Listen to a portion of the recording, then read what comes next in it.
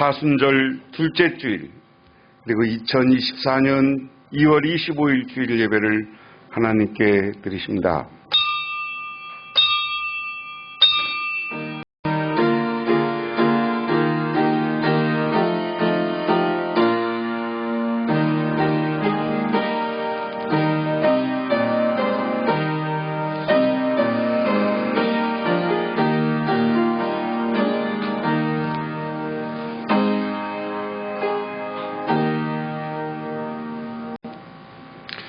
너희는 귀를 기울이고 내게로 나와 들으라. 그리하면 너희 영혼이 살리라. 내가 너희를 위하여 영원한 언약을 맺으리니 곧 다윗에게 허락한 확실한 은혜니라.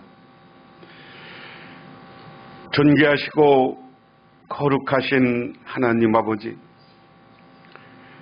하나님께서는 우리 사람을 하나님의 형상대로 창조했고 하나님 보시기에 좋았더라고 하였습니다.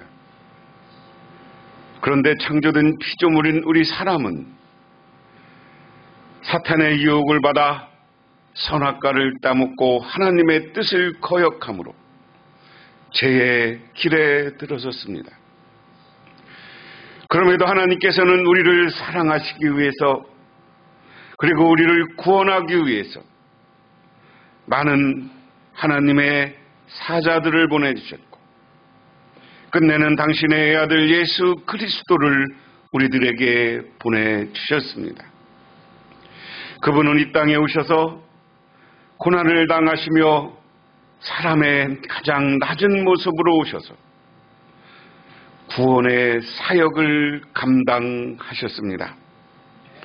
하나님, 우리는 사순절 동안 그 하나님 예수 그리스도의 은혜를 기억하고 되새겨보는 절기를 갖습니다. 우리는 이 사순절 기간 동안 하나님 앞에서 바로 서고 경건한 주간을 보내게 하옵소서. 그로 인하여서 우리들에게 하늘의 은혜가 있게 하시고 성령 충만함이 찾아오게 하옵소서.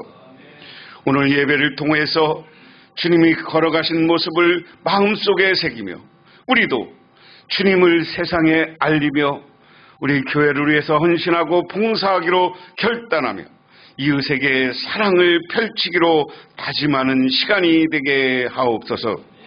예수님 이름 받들어 기도드리옵나이다. 아멘. 하나님의 말씀 봅니다.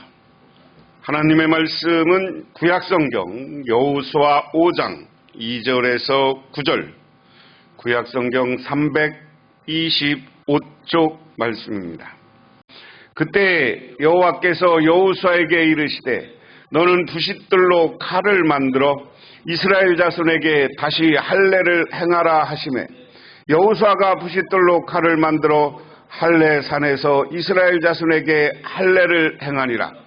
여호수아가 할례를 시행한 까닭은 이것이니 애굽에서 나온 모든 백성 중 남자 곧 군사는 애굽에서 나온 후 광야 길에서 죽었는데 그 나온 백성은 다 할례를 받았으나 다만 애굽에서 나온 후 광야 길에서 남자는 할례를 받지 못하였음이라.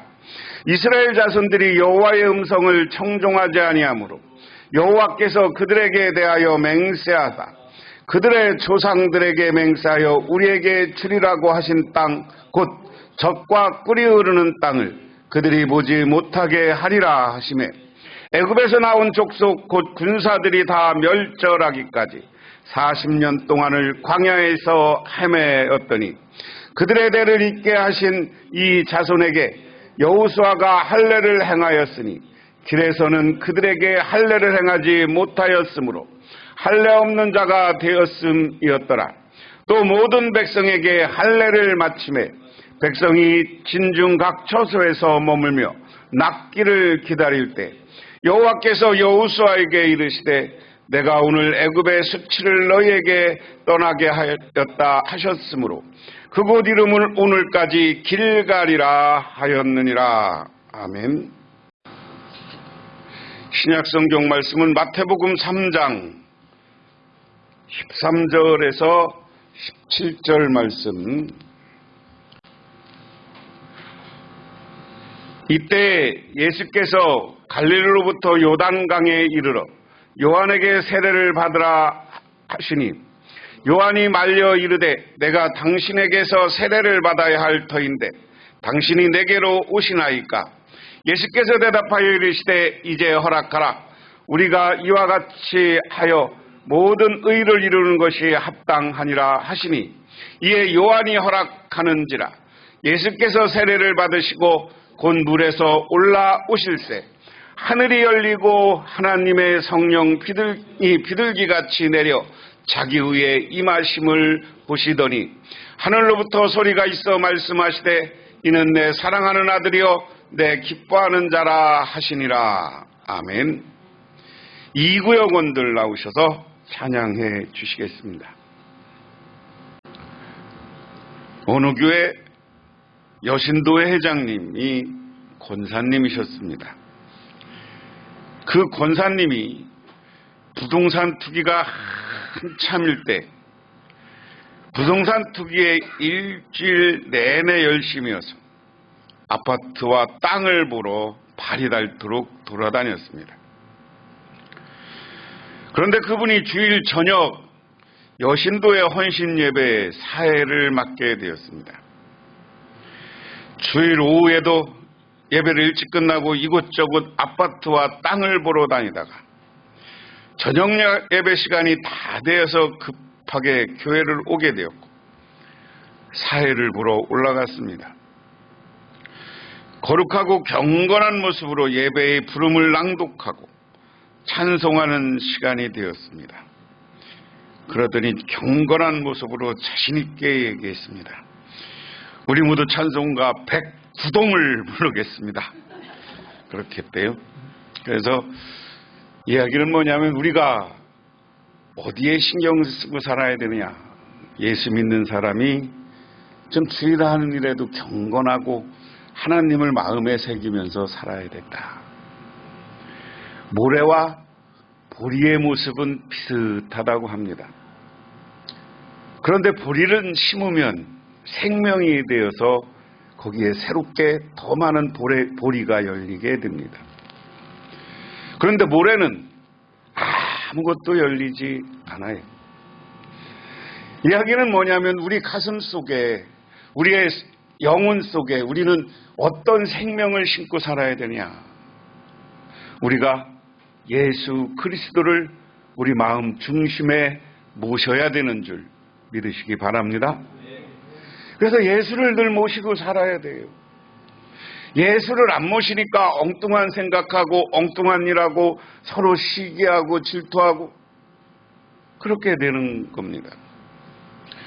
제가 여호수아서를 계속 이야기하고 있는데 지난주에는 요단강을 건너는 이야기, 요단강을 건너서 요단 강물에서 가져온 바위 12개를 길갈에 쌓은 이야기를 했어요. 그런데 우리가 한번 생각해 봅니다. 이스라엘 백성들이 출애굽해서 광야로 왔어요. 그런데 우리 시간으로 보름 만에 가데스 바네아라는 곳에 와요. 그곳에서는 저 북쪽으로 가나안 땅이 다 보이는 거예요. 그래서 거기서 머물면서 이스라엘 백성들이 뭘 했어요? 정탐꾼을 보내서 우리가 갈 만한 자리냐? 그러고 물었어요. 12명의 정탐꾼을 보냈는데 12명 중에 10명은 와서 쟤들은 거인이고 우리는 메뚜기입니다. 하지만 여호수아와 갈렙만은 하나님이 우리와 함께 하시면 쟤들은 우리 밥입니다. 이렇게 고백해요. 그런데 사람들은 10명의 이야기, 10명의 말. 그래서 여러분 신앙 안에서는 다수결이 좋은 게 아니에요. 중심의 진리가 어떤 것이냐가 중요한 거예요. 10명의 말을 듣고 모세를 죽이려고 해요.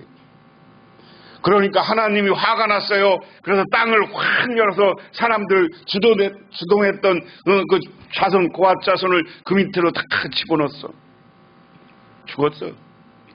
그러니까 모세가 어떻게 합니까? 하나님 앞에 가서 이 하나님의 사명자는 다른 거야. 하나님께 기도해. 하나님, 우리가 어떻게 해서 출애굽해서 나오는데 여기서 하나님 백성을 다 죽이면 세상에 하나님을 모르는 사람들이 뭐라고 하겠습니까? 지들이 야훼 여호와 하나님을 믿는다 그러더니 출애굽해서 다 죽었구나. 우리 쫓아왔던 애굽 사람 한번 생각해 보세요. 그 사람들은 박수 칠 거 아닙니까? 그러면 누가 앞으로 하나님께 영광 돌리겠습니까?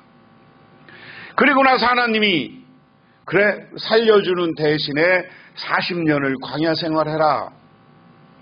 그리고 40년 동안 광야 생활했습니다. 이 이스라엘 시대는 출애굽 시대는 사람들이 50년 40년 사는 시대예요. 평균 수명이 평균 수명이 40년 50년 사는 시대니까 그때는 낳기만 한 15살에 결혼해갖고 딱 하는 거야. 그래서 40년간 광야로 돌았다는 이야기는 한 세대 출애굽해서 나온 세대가 거의 다 죽게 됐다는 거예요. 그래서 40년 돌렸습니다. 그런데 40년 돌렸는데 이스라엘 백성들이 이제 요단강을 건널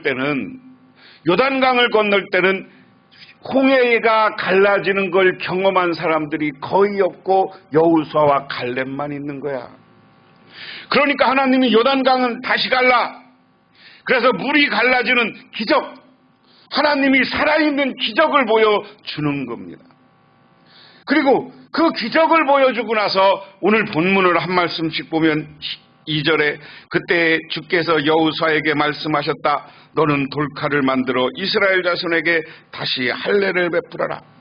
그래서 여호수아가 돌칼을 만들어 기브앗 알리도 산에서 이스라엘 자손에게 할례를 베풀었다. 4절에 여호수아가 할례를 베푼 데는 이런 이유가 있다.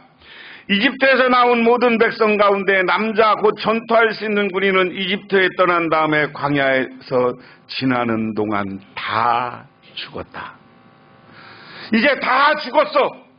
전투하는 군대, 이스라엘 백성들의 군대고 남자들을 얘기하는 거 전투하는 군대 중에 제대로 된 사람들은 다 죽었어. 근데 이 사람들은 여러분 자기 백성을 위해서 하나님을 믿고 싸우는 군대, 이 사람들은 신앙이 투철한 사람들이에요. 여기 군인 정도면 하나님의 신앙으로 똘똘 뭉친 자들이야. 그 사람들이 할례 받으니까 다 죽었어. 그러니까 그 다음에 봐요. 그때 나온 백성은 할례를 받았으나 이집트에서 나온 다음에 광야를 지나는 동안 태어나는 사람은 아무도 할례를 받지 못하였다. 이스라엘 자손간데 에집트를 떠날 때 징집 연령에 해당했던 남자들은 40년을 광야에서 헤매는 동안 광야에서 다 죽고 말았다.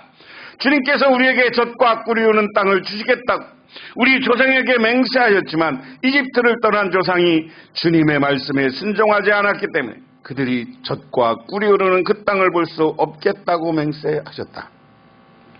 그를 대신하여 자손을 일으켜 주셔서 여호수아가 그들에게 할례를 베푸는 것인데 그는 광야를 지나는 동안에 그들에게 할례를 베풀지 않아서 그들이 무할례자가 되었다.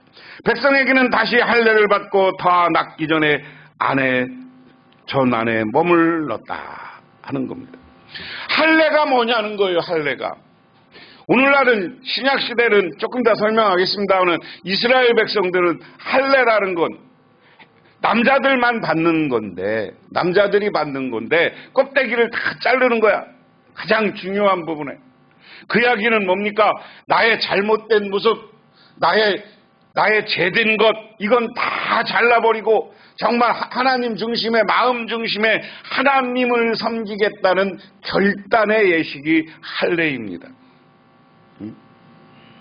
자, 이스라엘 백성들이 오늘 지금 여기까지는 어디냐면 아직 어느 성하고도 전쟁을 안 했어. 여리고성을 바라보고 있어. 막 요단강을 건너서 여리고성을 길라앗에서 바라보고 있는 거예요. 근데 저 성이 높아. 학자들에 의하면 위로 11m 그리고 두께가 5m 가운데 1m 비우고 그 다음 두께가 5m래. 여러분 성을 그렇게 쌓으면요 그 당시 무기 어떤 무기로도 못 부셔요. 왜냐하면 요즘 우리나라도 성곽을 가보면 외성이 있고 내성이 있는 거예요. 성을 쌓을 때 단단하게 쌓으려면 밖에 먼저 성을 쌓아. 그럼 이게 부셔지면 그 다음에 어떻게 그 안에도 성을 쌓는 거야. 그래서 이중으로 쌓는데 이게 아무리 두께도 밖에가 부서질 때 같이 부서질 수 있으니까 가운데를 비우고 싸는 거예요, 성을. 그렇게 해서 그렇게 단단한 게 여리고 성입니다.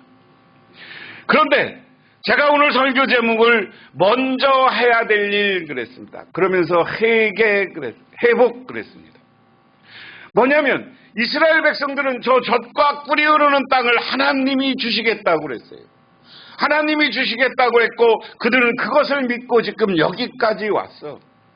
그리고 요단강을 하나님이 갈라주어서 첫 번째 길갈에 있는데 이때까지 사실은 한번 우리 생각해 보세요. 이스라엘 사람들이 한 게 뭐 있어요? 아무것도 없어요. 광야 40년 동안 한번 생각해 보세요. 배고프다 그러니까 만나를 주고 그리고 고기 먹고 싶다 그러니까 참 하나님도 대단하신 분이요. 메추라기 떨어뜨려서 일주일에 한 번씩은 고기 먹게 하고 마라의 쓴물에 가서는 단물로 바꿔주고 또 광야에서 물이 없다 그러니까 반석이 치니까 물이 나와.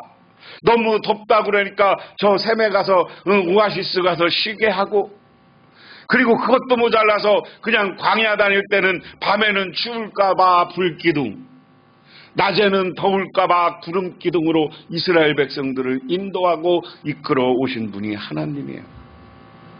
그리고 요단강이 과거에는 지금은 뭐 쫄쫄쫄 흐르는 강이 됐지만 과거에는 엄청난 물결로 흐르던 이 요단강을 하나님이 멈추어 세워 그러면서 여호수아를 통해서 과거 하나님이 저 홍해를 가른 이야기를 다시 한번 듣는 거예요. 그런데 이제 하나님은 이스라엘 백성들에게 땅을 주기 전에 너희들이 먼저 해야 될 일이 있다. 먼저 해야 될 일이 있다. 할례를 받아라. 할례는 뭐라 그랬어요? 방금 할례는 나의 더러운 것, 잘못된 것, 하나님 앞에 죄진 것 다 떨쳐버리고 마음 중심에 하나님을 모시고 하나님이 주겠다는 저 가나안 땅을 내 것이라는 비전을 갖고 저걸 정복하겠다는 꿈을 갖고 도전하기 전에 나도 하나님을 믿습니다 하는 신앙 고백의 형태입니다.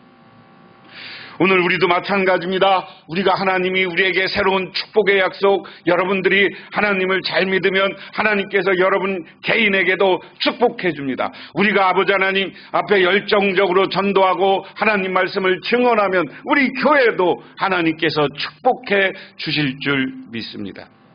그런데 그 꿈을 갖지만 그 비전과 꿈에 앞서서 나를 한번 점검해 보세요. 여러분을 점검해 보세요. 여러분이 정말 하나님 앞에서 똑바른 신앙을 가지고 있느냐. 여러분 마음속에 늘 하나님을 모시고 늘 찬송하며 그리고 말씀을 묵상하며 기도하는 여러분 되시기를 바랍니다.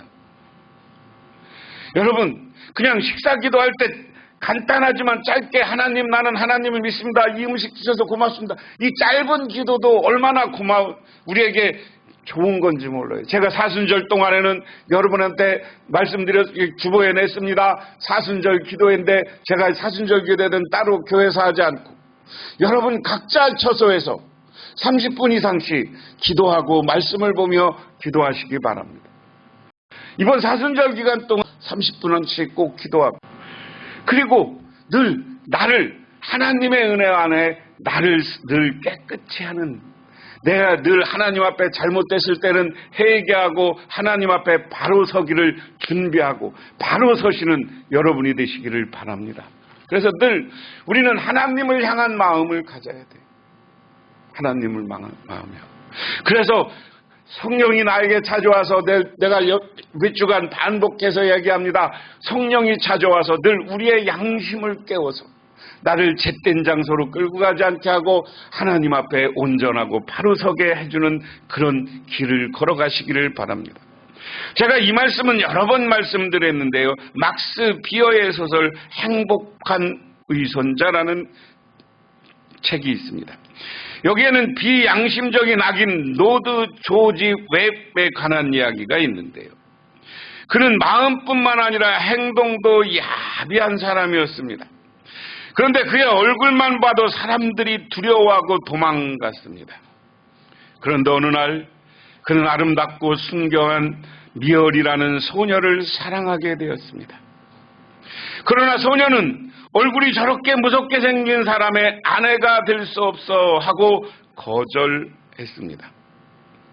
로드 조지 웹은 그녀와 결혼하고 싶어 고심한 끝에 가장 거룩하고 인자해 보이는 가면을 쓰고 메어리에게 청혼을 합니다.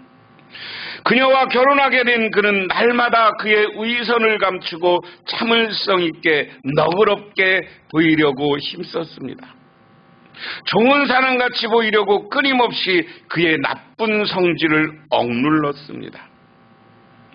어느 날 옛날 친구가 사랑하는 한 앞에서 노드웰의 가면을 무지하게 벗겼습니다.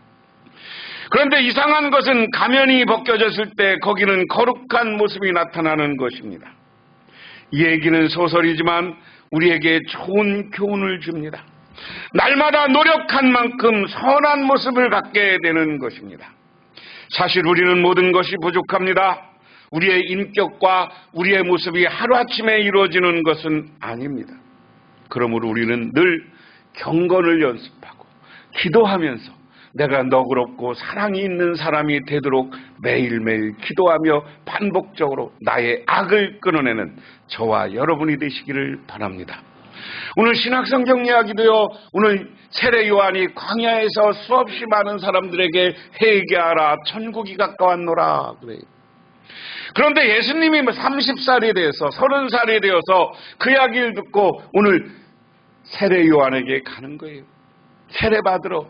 그러니까 세례 요한이 아니 저는 그럴 수 없습니다. 나는 어떻게 당신을 세례 줬습니까? 내가 당신에게 세례를 받아야 됩니다. 그렇게 이야기해요.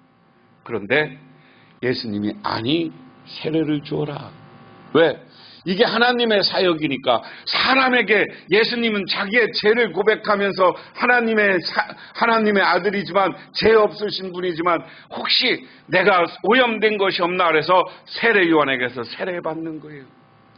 그래서 물속에 들어왔다 세례를 받으면서 나왔대. 요즘 그런데 그 의미는 뭐냐? 물이라는 것은 모든 것을 깨끗해 하는 것을 상징해요. 그래서 물에 들어가기 전에는 내가 죄인이고 허물이 있고 많은 잘못이 있다는 거야. 그렇지만 물에 들어갔다 나옴으로써 나는 이제 새 사람이 되었다는 거예요. 성결한 사람이 되었다는 거예요. 하나님의 사람이 되었다는 거예요. 그랬을 때 예수님이 물로 들어갔다 나왔을 때 하늘에서부터 성령의 음성이 비둘기같이 내리는데 저는 내 아들이다라는 선언이 있는 거예요. 예수님도 본격적인 공생애를 시작하기 전에 먼저 세례를 받았어요. 자기가 죄를 회개하고 자기가 하나님 앞에 10년 가운데 하나님과 내가 하나 되는 영혼, 하나님의 성령 충만한 영혼으로 자기가 변화되었는 줄 믿으시기 바랍니다.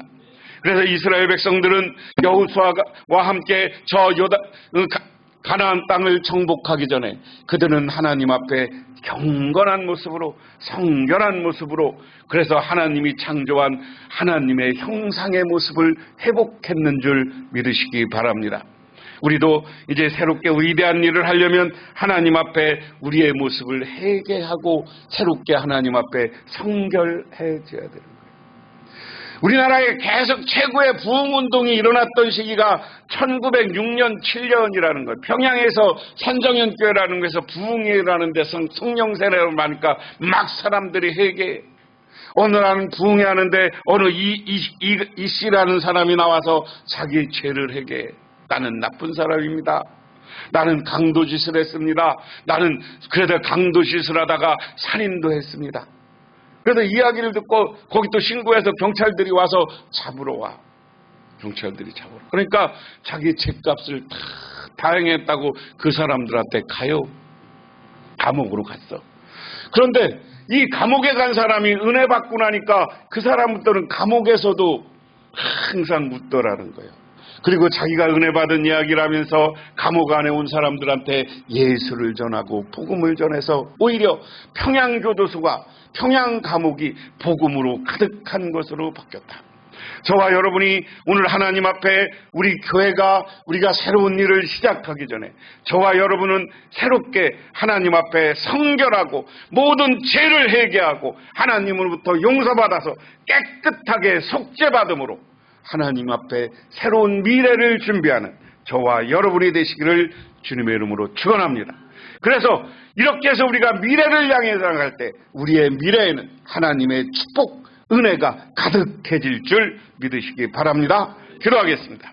하나님 아버지 고맙습니다. 이 시간 아버지 하나님의 은혜와 은총을 기억하며 저희들 이 시간 하나님께 기도합니다. 우리들 새로운 일을 시작해야 됩니다. 그러기 전에 우리들이 은혜 받게 하여 주시옵소서. 성령 충만하게 하여 주시옵소서. 하나님과 합일되고 하나님과 하나 돼서 하나님의 자녀가 되는 놀라운 권세, 하나님으로부터 인정받는 사람들이 되게 하옵소서.